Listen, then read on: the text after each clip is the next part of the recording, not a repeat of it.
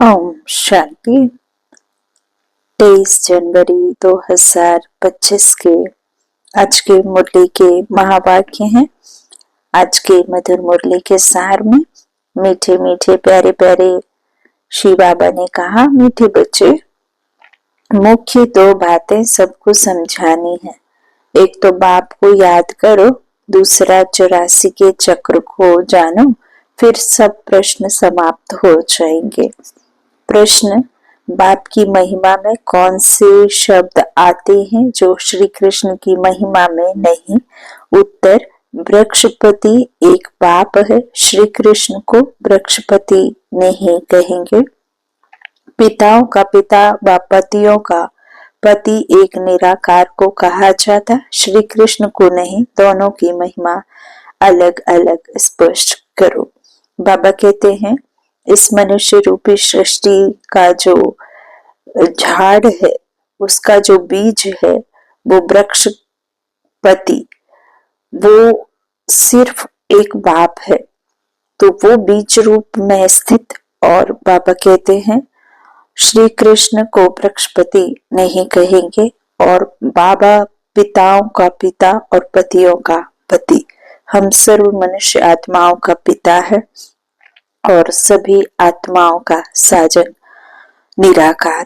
तो बाबा कहते श्री कृष्ण को नहीं कहेंगे, दोनों की महिमा अलग अलग स्पष्ट करो। वो सतयुग का प्रिंस है जो 16 कला संपूर्ण बनाने के लिए भी स्वयं परमात्मा आते। जब उसकी आत्मा काली होती और ब्रह्मा बनती, तो ब्रह्मा की आत्मा को परमात्मा आकर के फिर शुद्ध बनाते, सतो प्रधान बनाते। तो कृष्ण प्रिंस और परमात्मा भगवान दोनों अलग। भगवान श्री कृष्ण को बनाने वाले हैं। प्रश्न है, तुम बच्चे गांव गांव में कौन सा ढिंढोरा पिटवा दो? उत्तर, गांव गांव में ढिंढोरा पिटवा दो कि मनुष्य से देवता, नरकवासी से स्वर्गवासी कैसे बन सकते हो, आकर समझो। स्थापना विनाश कैसे होता है, आकर समझो। गीत है, तुम्ही हो माता पिता तुम्ही हो। ओम शांति। इस गीत के पिछाड़ी की जो लाइन जाती है, तुम्ही नैया तुम्ही खिवैया, यह रॉन्ग है। जैसे आपे ही पूज्य आपे ही पुजारी कहते हैं, यह भी वैसे हो जाता है। ज्ञान की चमक वाले जो होंगे वह झट गीत को बंद कर देंगे, क्योंकि बाप की इंसल्ट हो जाती है। और जैसे जो एक गजल भी है राम के प्रति की, हे राम तू ही विधाता, तू ही बिगाड़े तू ही संवारे। तो भगवान बिगाड़ने वाला तो है नहीं, सिर्फ संवारने वाला है। तो वो भी गीत की लाइन गलत है। बाबा कहते हैं, यदि कोई समझदार होगा, ज्ञान वाला होगा और ज्ञान की चमक वाले होंगे, तो गीत को झटपट कर देंगे, क्योंकि बाप की इंसल्ट हो जाती है।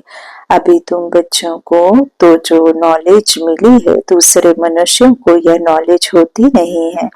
तुमको भी अभी ही मिलती है, फिर कभी होती ही नहीं। गीता की, भगवान की नॉलेज पुरुषोत्तम बनने की मिलती है, इतना समझते हैं, परंतु कब मिलती है, कैसे मिलती है, यह भूल गए हैं। गीता है ही धर्म स्थापना का शास्त्र, और कोई शास्त्र धर्म स्थापन अर्थ नहीं होते हैं। देवी देवता धर्म स्थापना का जो शास्त्र वही गीता है। तो बाबा कहते हैं, ये गीता कोई व्यास गद्दी पर बैठ कर के लिखने वाली नहीं, बल्कि संगम युग पर आकर परम पिता परमात्मा खुद अपने निराकार साकार तन का आधार लेकर ये गीता ज्ञान ब्रह्म मुख के द्वारा देते हैं।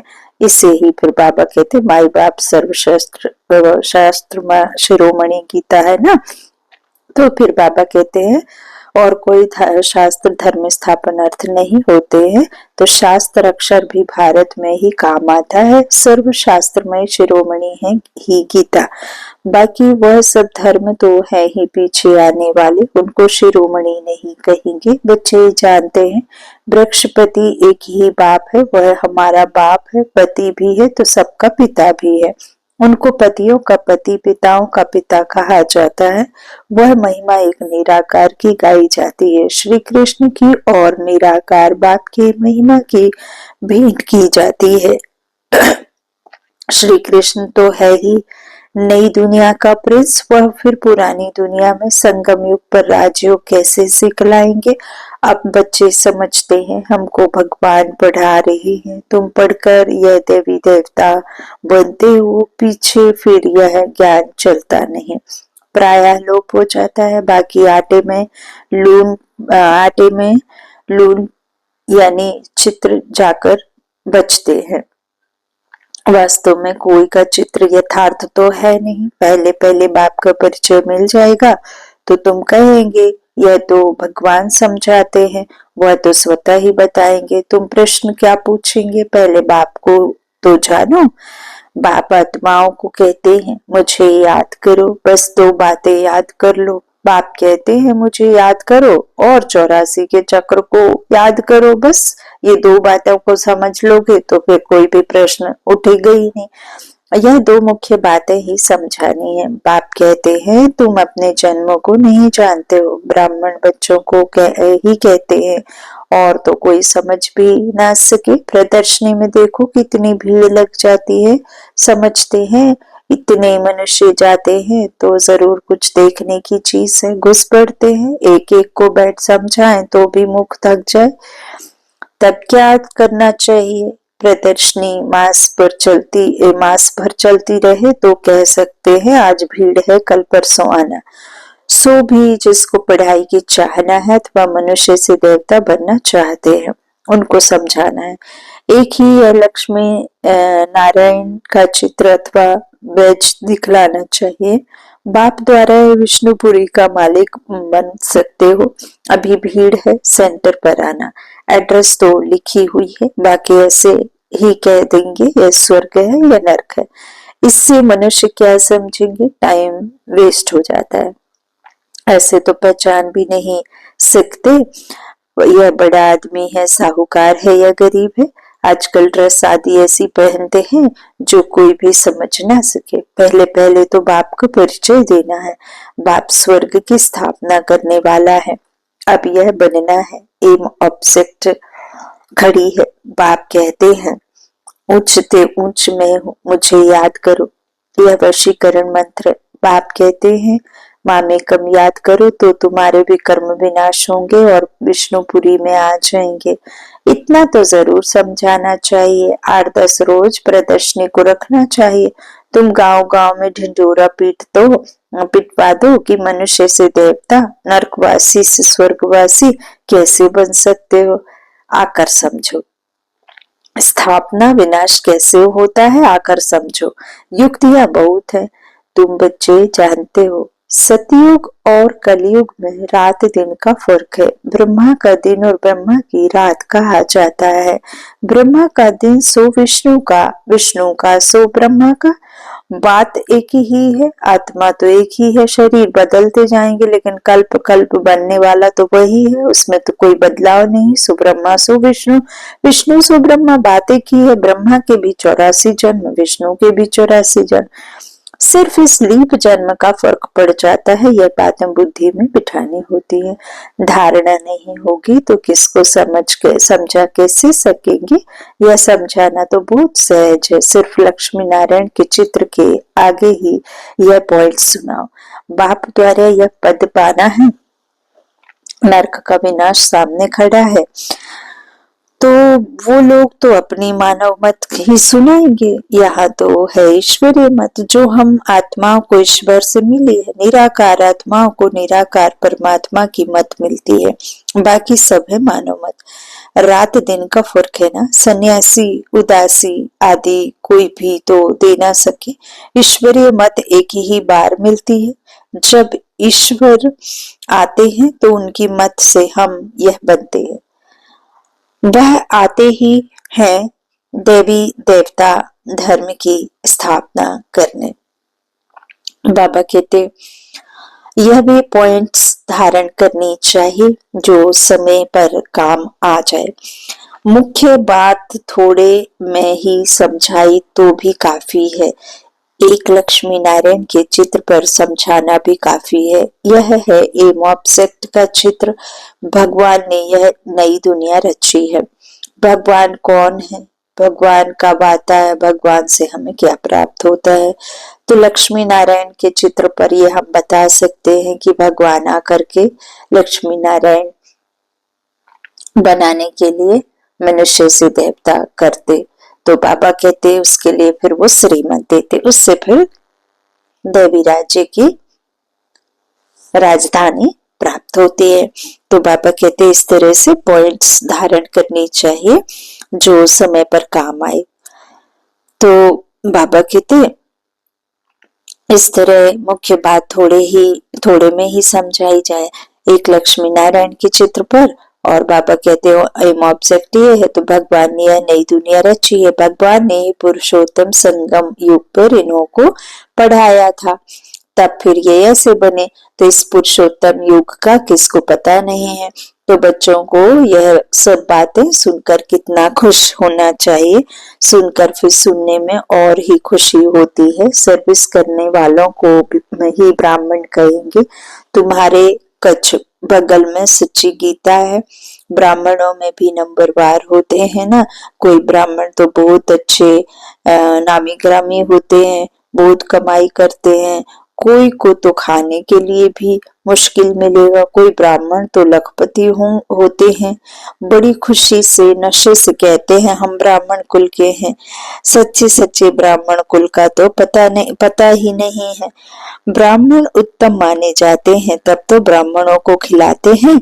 देवता क्षत्रिय व वैश्य शूद्र धर्म वालों को कभी खिलाएंगे नहीं, ब्राह्मणों को ही खिलाते हैं। इसलिए बाबा कहते तुम ब्राह्मणों को अच्छी रीति समझाओ। ब्राह्मणों का भी संगठन होता है, उसकी जांच कर चले जाना चाहिए। ब्राह्मण तो प्रजापिता ब्रह्मा की संतान होने चाहिए, हम उनकी संतान हैं। ब्रह्मा किसका बच्चा है वह भी समझाना चाहिए, जांच करनी चाहिए कहाँ कहाँ इन्हों के संगठन होते हैं। तुम बहुतों का कल्याण कर सकते हो। वानप्रस्थ स्त्रियों की भी सभाएं होती है। बाबा को कोई समाचार थोड़े ही देते हैं कि हम कहाँ कहाँ गए, सारा जंगल भरा हुआ है, तुम जहाँ जाओ शिकार कर आएंगे, प्रजा बनाकर आएंगे, राजा भी बना सकते हो। सर्विस तो ढेर है। शाम को 5 बजे छुट्टी मिलती है, लिस्ट में नोट कर देना चाहिए, आज यहाँ यहाँ जाना है। बाबा युक्तियां तो बहुत बताते हैं, बाप बच्चों से ही बात करते हैं। यह पक्का निश्चय चाहिए कि मैं आत्मा हूँ और बाबा की बच्ची, तो बाबा परमात्मा हमको सुनाते हैं। धारण हमको करना है। जैसे शास्त्र अध्ययन करते हैं तो फिर संस्कार ले जाते हैं, तो दूसरे जन्म में भी वह संस्कार इमर्स हो जाते हैं। कहा जाता है संस्कार ले आए हैं, जो बहुत शास्त्र पढ़ते हैं उनको अथॉरिटी कहा जाता है। बाबा कहते हैं वह अपने को ऑलमाइटी नहीं कहेंगे, यह खेल है। जो बाप ही समझाते हैं, नई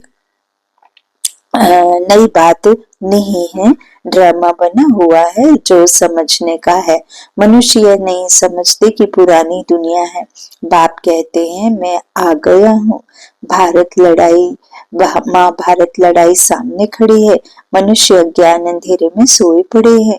अज्ञान भक्ति को कहा जाता है। ज्ञान का सागर तो बाप ही है। जो बहुत भक्ति करते हैं वह भक्ति के सागर है। भक्त माला भी है ना, भक्त माला के भी नाम इकट्ठे करने चाहिए। भक्त माला द्वापर से कलयुग तक की होती है। बच्चों को बहुत खुशी रहनी चाहिए, बहुत खुशी उनको होगी जो सारा दिन सर्विस करते रहेंगे।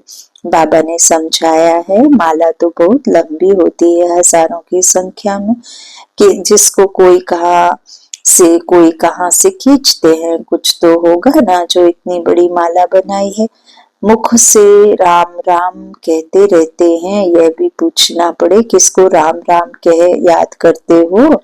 तुम कहाँ भी सत्संग आदि में जाकर मिक्स हो बैठ सकते हो। हनुमान का मिसाल है ना, जहाँ सत्संग होता था वहां जुतियों में जाकर बैठता था। देखना बैठता था कि नहीं, तो तुमको भी चांस लेना चाहिए।